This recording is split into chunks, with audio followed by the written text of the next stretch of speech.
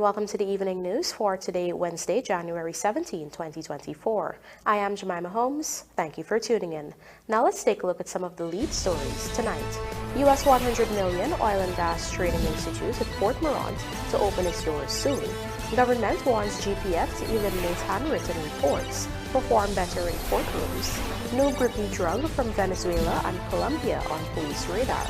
Guyana's prison population surpasses 2,200, and mother and two children homeless after fire destroys Rose Hall telephone. Now for the news in detail. A batch of students has already commenced learning under the country's first ever state-of-the-art oil and gas training institute, but the physical facility situated in Port MOURANT, Quarantine, will open its doors in a matter of weeks and will soon see the occupancy of these individuals who are already meaningfully employed in the petroleum industry. In our lead story tonight, Andrew Carmichael reports that most of the technical parts of the facility have already been installed, and the contractor is currently putting the final touches to the building, which is expected to be a leading facility, churning out top-of-the-line workers to meet the requirements of the country's rapidly expanding oil and gas industry. Former Pro-Chancellor of the University of the West Indies, Professor Clement Sankat, who is a Guyanese, will head the Guyana Technical Training College as its director. Commonly referred to as the National Oil and Gas Training Institute, the facility is situated at Port MOURANT, Quarantine, and was constructed to the tune of some $100 million under a partnership between Guyana's government and ExxonMobil. During an exclusive interview with the Evening News on Wednesday, Professor Sankat explained that the first set of students have technically already commenced their courses, but are doing so at another location in the region. The Port MOURANT facility is slated to open its doors in a matter of weeks, at which time the students will be transferred. Professor Sankat explained that the first batch of 25 persons already had training in the oil and gas sector in Canada and were selected from 400 applicants. Some from the technical institutes from Guyana. I'm very proud to say many from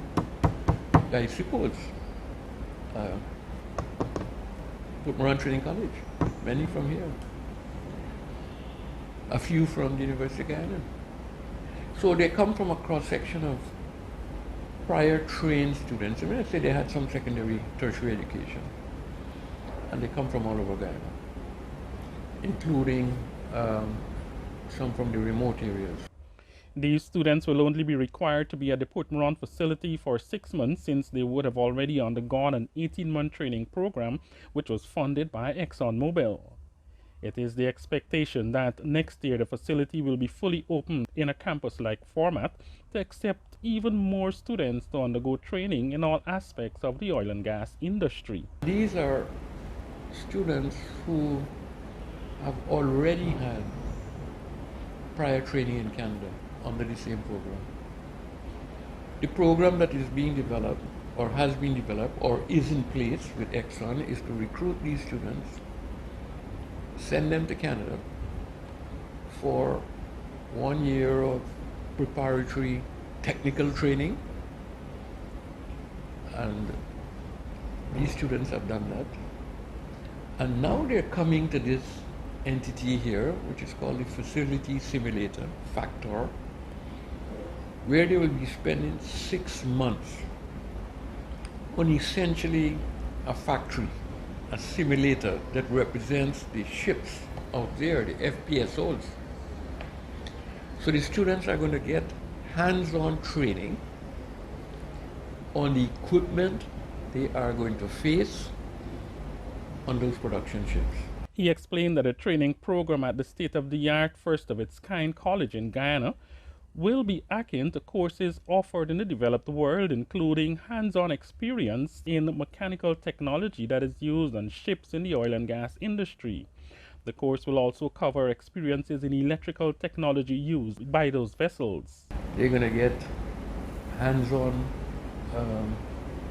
experience on the instrumentation and the controls that they're going to face on the ships, because what we have is exactly replicas of that here. Our president is insisting that these students have a certification that is globally recognized globally accredited, and hopefully with certification from another institution, joint, or what we call dual certification.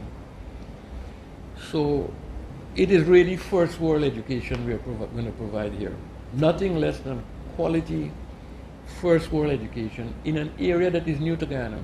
Initially, the college will need about 4 instructors, and according to Professor Sankat, they will all be industry experts.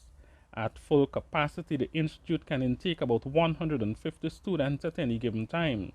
Meanwhile, outside of oil and gas, the facility is expected to offer skills training in other industries such as the construction sector.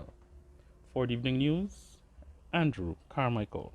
The government wants to see a modern police force, one in which handwritten statements are a thing of the past, and the performance of police prosecutors in the courtroom is significantly better. Vanu Manikchan joins us now to report that, among other things, efforts are underway to modernize the Guyana Police Force's standing orders, an initiative that will see policemen and women being held more accountable for their actions when interacting with members of the public. We are working with the police to overhaul, to review and modernize the police standing orders. That was Attorney General and Legal Affairs Minister Anil Nandlal while delivering remarks at the handing over of criminal bench books to local stakeholders on Wednesday. He noted that lawyers, including state councils, are often admonished by the courts whenever they represent the Guyana Police Force in civil cases filed against the agency or officers about their conduct. Being your lawyer in those courts and my representatives, we bear the brunt of those admonitions. As a result, we are working, Madam Chief Justice, with the police and the University of Guyana to review the police standing orders, to inject into it greater accountability, greater responsibility, and to bring it in sync with the new realities of policing and the new developments that are taking place in relation to the rights and freedoms of the individual. This is part of efforts by the Guyana government to modernize policing in the country, as well as their performance in the courtroom. Already, the police force has been equipped with several computers along with support services to stop using handwritten statements during criminal proceedings in the courts. You ought not to get a handwritten statement in a criminal trial anymore. And magistrates must take objections, because I invited them to supply me with all the computers and printers necessary, and also a list of the other supporting services that they need to get it done in terms of typists, etc. They did. Still, I got a report that they're using handwritten statements in some cases. I wrote them again, and they gave me another list of computers, which we are now publicly procuring, to supplement, which they said will address all their needs. These efforts, according to AG Nandlal, are demonstrative of government's commitment to transforming every aspect of the country. Reporting for the Evening News, Vanu Manikchan. Guyana's total prison population is now over 2,200, and a considerable number of these inmates are foreign nationals. And as we hear in this Trishelle Sober's report, the number of Venezuelans in Guyana's prison system is significant when compared to other foreign nationals. A total of 2,240 male and over 60 female prisoners are currently incarcerated in prisons across the country. However, of that number, some 23 Venezuelan nationals are serving time for crimes committed, ranging from the possession of illegal firearms, ammunition, and narcotics, as well as murder, among others. During the Ministry of Home Affairs end-of-year press conference on Wednesday, Subject Minister Robeson Ben expressed that Venezuelans are the largest growing inmate population in Guyana when it comes to foreigners. Momentarily, perhaps as a result too of the influx we've had, that they have been the fastest growing currently section in the prison population in terms of foreign nationals. As a result of our growth in the economy, and we talk about the fastest growth in our economy in the world at this time, year on year, we become perhaps a country, an area, a target for criminal activities. Minister Ben said the Guyana Police Force will continue to work cohesively with the Guyana Prison Service to ensure perpetrators are brought before the laws of Guyana, despite nationality or social standing. However, works to train and reintegrate inmates back into society when they have survived their sentence will continue. We have said our approach is different. We don't want prisoners beaten. We want them to be more engaged in their own self-development and self-improvement and rehabilitation. We want them to eat better. We want them to have more family visits. We are, as I said, we're building a school for the training, both in normal educational things and in vocational issues. The sum of $6.5 billion was set aside in the 2024 budget for the Guyana Prison Service. A total of $2.8 billion will go towards the advancements of infrastructure works in 2024, while $140.2 million will be expended for 450 prison officers to undergo training in prison management. Trishelle Sobers, Evening News. Local law enforcement authorities are on the lookout for the circulation of a new illegal drug known as GRIPPY on the market. It originates from two South American Spanish-speaking nations. Here's Trishelle Sobers again with the details. The drug, commonly referred to as GRIPPY, is a potent form of cannabis and is believed to be originated from Venezuela and Colombia. The Customs Anti-Narcotic Unit, CANU, has been working aggressively with the Guyana Police Force to clamp down on the importation and use of this and other illegal substances. In this regard, 2 arrests were made on Tuesday morning, whereby 273 pounds of the drug was seized along with a boat and engine from those transporting the drug. It was in bags which were purporting to contain fertilizer. And so those persons are incarcerated, and the things that they had are seized. We are worried about, of course, in the school system where there's not rave-type parties or something where people are using these synthetics. But those are things we are working on. Meanwhile, Minister Ben said the discipline services are developing drug eradication strategies aimed at dismantling drug groups within communities. One of the approaches that we've been taken is the dismantling in the communities these little drug blocks, identifying who are the operatives,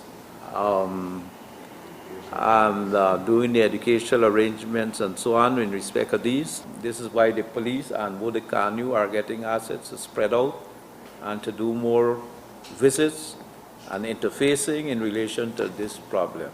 Because, as I said, this problem is destructive of the communities. In 2023, some 1,425 kilograms of cannabis were seized, while 131 acres of cannabis fields were destroyed by Criminal Investigation Development.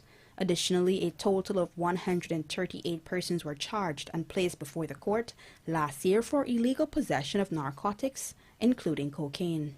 Trishelle Sobers, Evening News. Coming up, woman dies after son crashes car into her, and quarantine man killed in alleged pit bull attack. Do stay with us. More news ahead.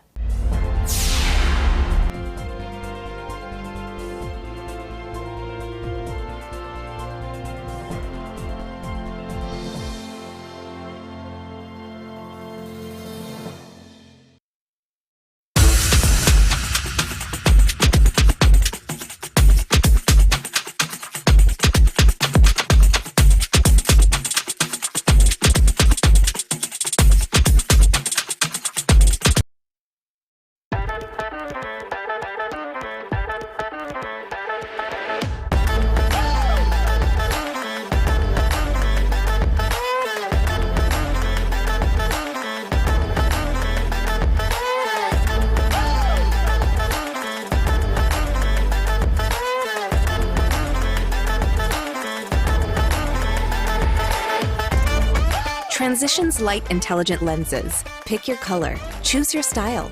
Available at Optique Vision Care.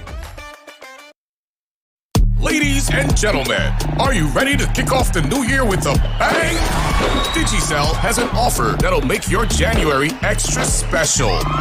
Imagine winning up to $1 million in free groceries in Digicel's $6 million groceries extravaganza. Simply top up with $1,000 or more, and you can be one of 6 lucky winners to enjoy the ultimate shopping spree worth $6 million.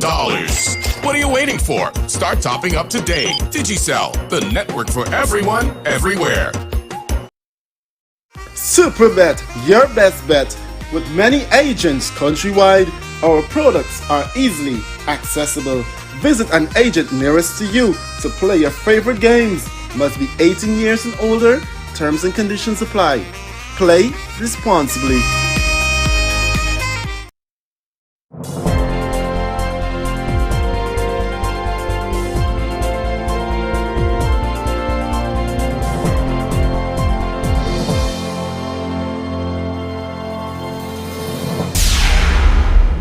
Welcome back. You're watching the evening news. A 63-year-old woman is now dead after her 38-year-old son crashed a car into her at their residence at Cane Grove, East Coast, Demerara. The incident occurred on Tuesday at around 16 hours 40, and according to the police, the son has gone into hiding. The dead woman has been identified as Ina Sichirana, housewife. According to information released by the police, the car in question was parked on the bridge in front of the yard, while the woman was standing in the yard behind the gate, which was locked. The son started the vehicle and drove the car forward, causing it to crash through the gate and collide with his mother. The woman fell to the ground and the car ran over her, inflicting severe injuries on her. The vehicle continued going forward and crashed into a concrete wall in the yard before coming to a standstill. The woman was rushed to the Maikoni Hospital, where she was pronounced dead, while the son has since fled the scene. Police say it remains unclear whether the act was an accident or was deliberately executed. Meanwhile, police in Region 6 are investigating the circumstances surrounding the death of a man of Topu Village, Hampshire, Currentine. The incident occurred on Tuesday morning at Topu Village, and the dead man has been identified as Lachminen Permal, called Black Boy. Reports are that on Monday evening, the man was imbibing at a liquor shop in the village when he became intoxicated, and while on his way home, he decided to sleep on the parapet. At about 5 hours on Tuesday, a neighbor told the victim's 35-year-old son that he had seen 3 pit bull dogs attacking Permal. Police were contacted, and when Permal's body was examined, bites were seen on both his legs, his entire neck was eaten out, and bites were seen on his right hip and right hand. Permal's body was picked up and taken to Port Mourant Public Hospital, where he was pronounced dead. A 35-year-old man of Topu Village, who is the owner of the dogs, was arrested and taken into custody pending investigation. An autopsy is expected to be performed on the body. Our Berbice correspondent, Andrew Carmichael, joins us now to report that a nurse and her 2 children are homeless after a fire destroyed their Rose Hall townhome on Sunday morning. Here are the details. The Sunday morning fire destroyed a wooden structure at Lot 257 4th Street, Rose Hall Town, Quarantine. Jonelle Giddens, a nurse attached to the WIM Health Center, explained that she was out on Saturday evening while her 2 children, ages 6 and 1, were with relatives. It was around 1 hour while she was out. A friend showed her a video of her house burning down. After making a phone call which confirmed that the house was indeed hers, Giddens rushed home. When I reached, the house was already gutted. The fire service was here and public spirit individuals were here on the scene. The building was owned by an overseas-based Guyanese. Giddens was a tenant for the past 4 years. All her belongings and those of her children were destroyed. Everything that a home supposed to have was destroyed. Things like the normal living room set and so on, TV, fridge, everything that a home supposed to have was destroyed. Before I left the house, because my friend called and she said she's in a car out in front by me. So I was in the bedroom, and then I come out from the bedroom and make sure I lock off, cut off the TV. I cut off the fan first. I have 2 fans. I cut off the fan, and then I cut off the TV and I walk out of the house. I didn't cut off the light because I said I'm going out, and I didn't cut off the light. I didn't cook on Saturday because I don't cook on Saturdays.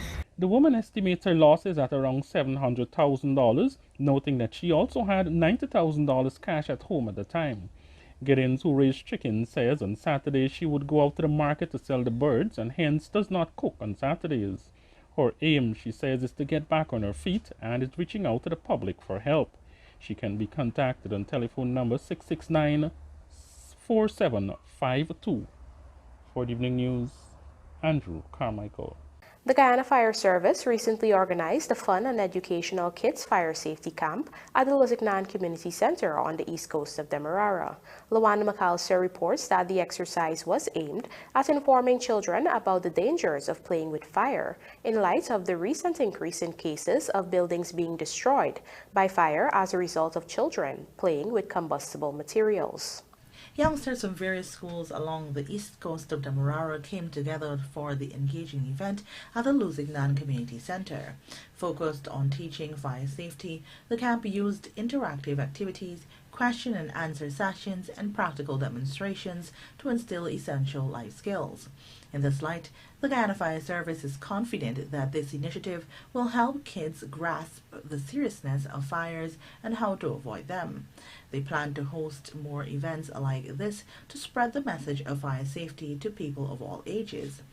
Chief Fire Officer Gregory Wickham, during his time at the microphone, said that the event was long overdue. In the Guyana Fire Service, we understand statistically that our children, if we give them the information, they are able to reach a wider cross-section of people. You all would have friends, you will have colleagues, you have siblings, you have neighbors, and so you will be able to spread the gospel of fire safety and fire prevention quicker than us adults who sometimes are very laid back when it comes to talking and conversing about fire safety and fire protection.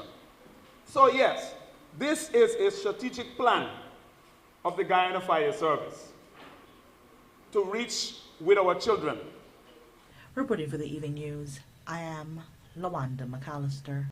With the aim of financing its accelerated transformational agenda, the Guyana government will be moving to increase the amount of money it can withdraw annually from the Natural Resource Fund, where the country's earnings from the oil and gas sector are being held. Find out more in this report. Back in December 2021, government amended the Natural Resource Fund Act to bring greater transparency and accountability in the management of Guyana's oil resources, including having parliamentary approval for withdrawals from the NRF.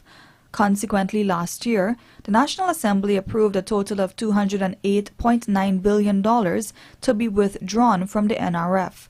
But during his presentation of the $1.146 trillion 2024 national budget on Monday, Finance Minister Dr. Ashni Singh pointed to the government's intention to increase the amount withdrawn from the NRF. Our government will be proposing the following at the appropriate time for consideration and approval by this Honourable House. A revision to the NRF withdrawal rule, which, once approved, will result in an upward revision to the NRF withdrawal amount to take effect from this fiscal year. The revised withdrawal rule will retain the important feature that as production and revenue ramp up further, an increasing share of the inflows into the NRF will be saved relative to the share transferred to the Consolidated Fund to finance national development priorities.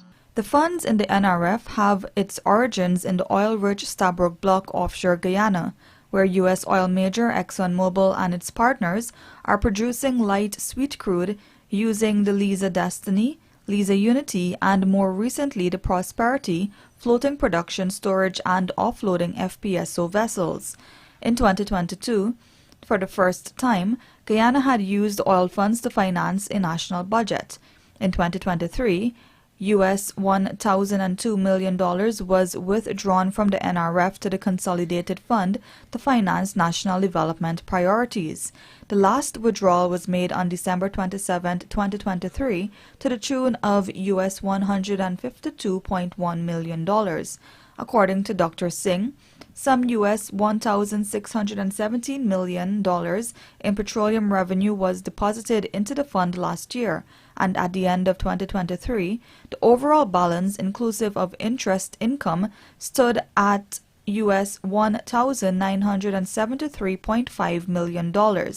This year, that figure is expected to increase. This year, with 3 production platforms operationalized, it is projected that there will be 202 lifts of crude oil from the Stabroek block, 22 of which are estimated for government. Consequently, earnings from the government's share of profit oil are estimated at $2,078.9 million in 2024, while royalty payments for the year are projected at $319.9 million. Additionally, based on 2023 deposits, an estimated $1.154 billion or 240.1 billion Guyana dollars can be withdrawn from the NRF in 2024 and transferred from the consolidated fund to support the country's development program. And now for a look at the bridge reports. The Demerara Harbour Bridge is scheduled to be closed to vehicular traffic on Thursday, January 18th, 2024 at 23 hours for a period of 1.5 hours. Meanwhile, the Berbice River Bridge is scheduled to be closed to vehicular traffic on Thursday, January 18th, 2024 at 9 hours for a period of 1.5 hours. West Indies versus Australia Test, Joseph's dream debut highlights first day, and most elaborate ground enhancement project continues in 2024. Details of these stories in the Sportcast, sponsored by MacCorp, coming up on the other side of the break.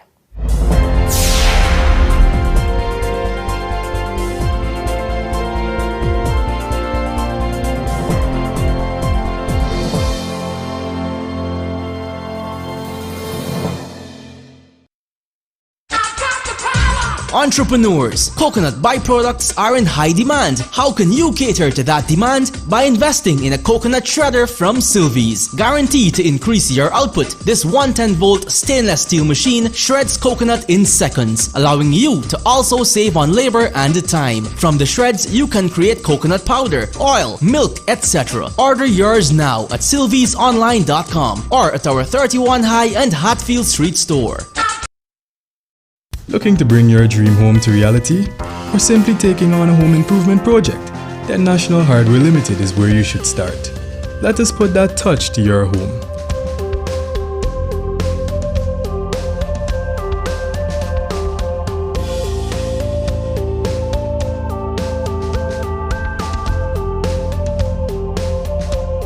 Choose from over 1,000 Berger Paint original hues for any surface.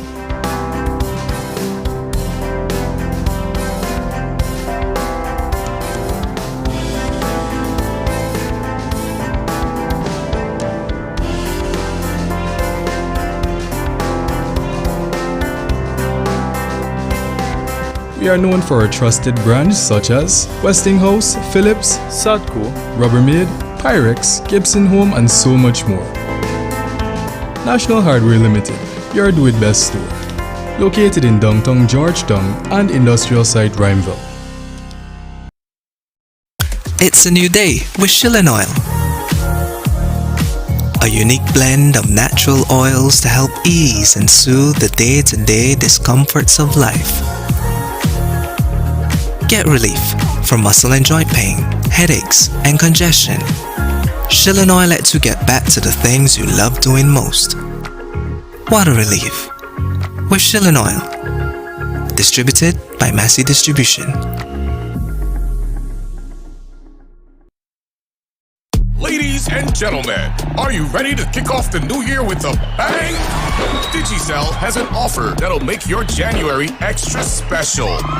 Imagine winning up to $1 million in free groceries in Digicel's $6 million groceries extravaganza. Simply top up with $1,000 or more, and you can be one of 6 lucky winners to enjoy the ultimate shopping spree worth $6 million. What are you waiting for? Start topping up today. Digicel, the network for everyone, everywhere.